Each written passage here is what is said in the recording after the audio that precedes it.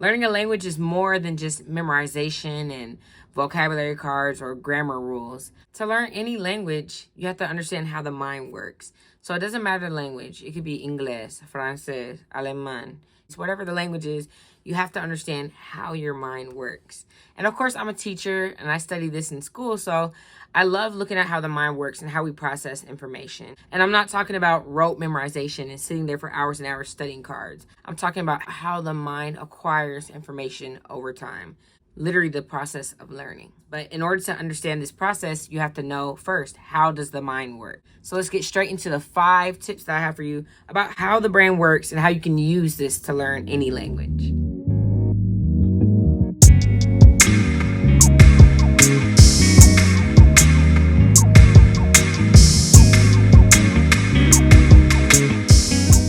Bienvenidos a mi canal otra vez, yo soy Ellie y hoy en día vamos a aprender cómo usar tu cerebro para aprender idiomas, ¿ok?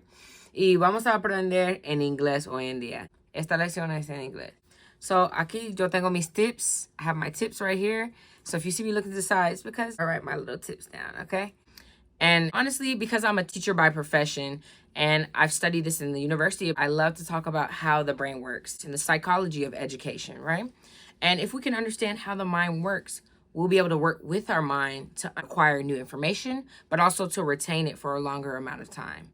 So without further ado, we're going to get into the 5 tips that I have for you about how the brain works. Number 1, your brain learns best through repetition and patterns. Patterns are how your mind makes sense of the nonsense. So as you're listening to speech in the language of your choice that you're studying, you're going to hear different patterns, different grammatical patterns or different verbs, different nuances and ways that we use verbs or conjugate.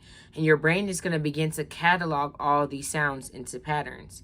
So literally as you're listening, your brain is decoding the information for you. So just like learning verbs, you learn your AR, ER, and IR verbs. Your brain will begin to categorize these based on the description and the context of the sentence, right? And it will start to make sense of these speech patterns. So literally, as you're listening, your brain is decoding and figuring out where are the patterns and where is the repetition. My brother, who is a linguist and studied Mandarin in undergrad, he now lives in China after 3 years of living there, and he told me something that changed the way that I look at languages forever. He said, your brain is smart enough to figure it out, literally.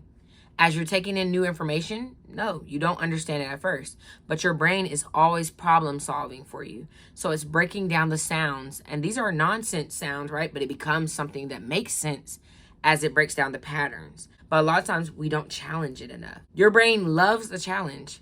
So the more that you listen to something that you really don't understand, your brain will try its hardest to decode it for you. As you're listening, it's already doing the work for you of decoding and breaking down the patterns of language. And that's literally how children learn. They listen, they soak it in, and then they imitate and repeat, right? So they're soaking in new information every day. And as I'm talking to a newborn baby, it doesn't make any sense to them at first, right? So it's literally nonsense. But your brain will make sense out of the nonsense over time. So feed yourself new input every day that's slightly above your level. Not way too hard, but just a little bit above where there's some words or things you don't understand. And your brain will hear the context along with the words that you do understand and start to make sense of what we call the nonsense, the gibberish, right?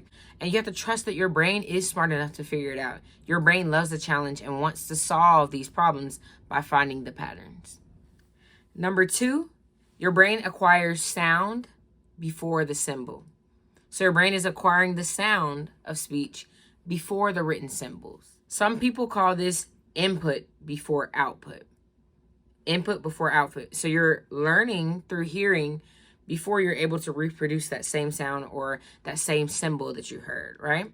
And this is how children learn as well, because they're listening before they ever even go to school. They already know how to talk to their mom or their dad in the home as toddlers before we send them out to read and to write. So literally they're hearing the sounds and they're learning their natural language, their birth language, through just listening before they even know how to create that written output. So adults, we have to use that as well. We have to learn through input, taking in new sounds. So try to fill your brain with podcasts or movies, YouTube videos. So that way later when you begin to study the grammar, you can attach that sound to a new symbol. But it's very important to get that input and get that sound into your ear, okay? Sound before symbol. Number 3, Your brain can reframe the way you see mistakes in order to learn. Don't be afraid to make mistakes. Don't be scared of it or think it's taboo or, oh, it's so horrible. It's so scary to make a mistake in another language.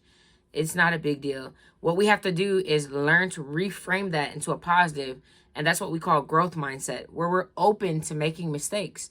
And all we have to do is remind ourselves that mistakes are just information. It's just data. We're going to take this mistake and learn from it so we can keep growing. When I was in the honors program in the university, I heard someone give a speech, and it was so profound because he said, sometimes you have to fail forward, meaning you're going to fall down multiple times. And a lot of business owners, they failed multiple times before they had that one successful idea, which became a big corporation. Or there were people who failed multiple times before creating the first computer or creating this major program that we all use today, right? Or before creating the iPhone. There was lots of failures and lots of tests before we reached that point. So don't see failure as something bad. See it as information or as data. We're acquiring data, and we're going to use this data to track our progress and our growth over time. Don't look at it as, oh, I'm so bad or I'm so horrible. What are native speakers going to think of me? It's fine. As a matter of fact, what you could do is keep a journal, and every time you make a mistake or a native speaker corrects you, write that down and use that journal of different mistakes that you made in the past to see how far you've come.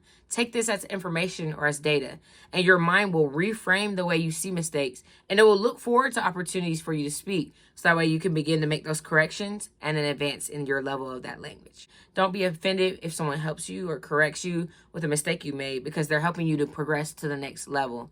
So I take my mistakes as information. And if you tell your brain that every time, this is just information, it will begin to reframe the way you see mistakes or errors. And you'll go from having a fixed mindset and being afraid of speaking to having a growth mindset, being open to change. Number 4, your brain uses emotional connections to remember information. So for example, if you are connected to something emotionally, like it makes you laugh or it makes you happy, you're going to remember that thing because it triggered an emotion in you. So it's the same thing with videos that we like. For example, if you like to cook, watch cooking videos in your target language, like Spanish. Watch cooking videos in Spanish. Learning Japanese, watch cooking tutorials in Japanese, because you're already invested in that topic, right? You're invested in cooking, and now your emotion is attached to that topic. So you're going to remember this information because you're emotionally invested. So your mind connects meaning to emotion.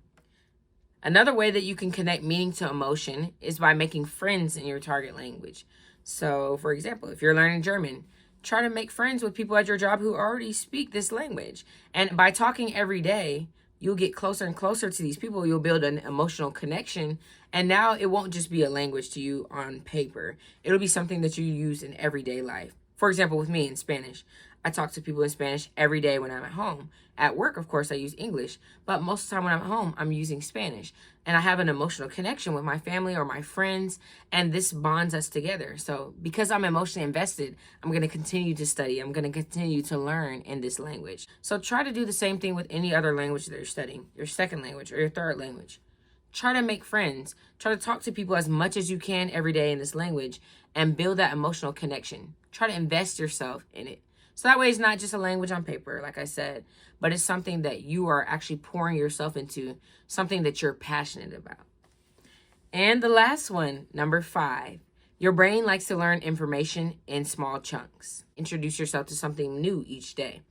I have a bunch of books sitting around. It could be reading something new in that language, right? So you want to introduce yourself to something different every day for just a couple of minutes. Don't try to just study for 5 hours one day and then you don't study again for 2-3 weeks. Every day you're going to do a small bite-sized chunk. And what I tell my students in my class is go for your personal best. If your personal best is 5 minutes a day before you go to work, make sure you do your 5 minutes each day consistently to learn. It could be something like a vocabulary exercise every day, or it could be watching a small video or a vlog 5 minutes a day. But make sure you do it consistently, and over time, you'll start to see your knowledge grow. But the goal here is not to beat anyone else or to look to the left or the right. Do your personal best. That's exactly what I tell my class. If you have 30 minutes a day, commit your 30 minutes, but do it every day and be consistent. If you're working 2 jobs and you can only do 10 minutes a day, you do your 10 minutes and you do it faithfully, and that's how you learn over time. But don't compare yourself to other people who are studying the language.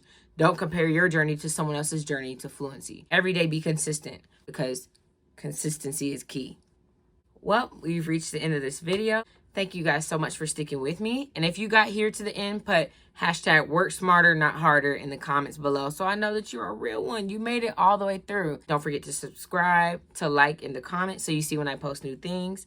Thank you guys so much for sticking with me. I will see you guys in the next video. And with that, I'm out of here. Peace.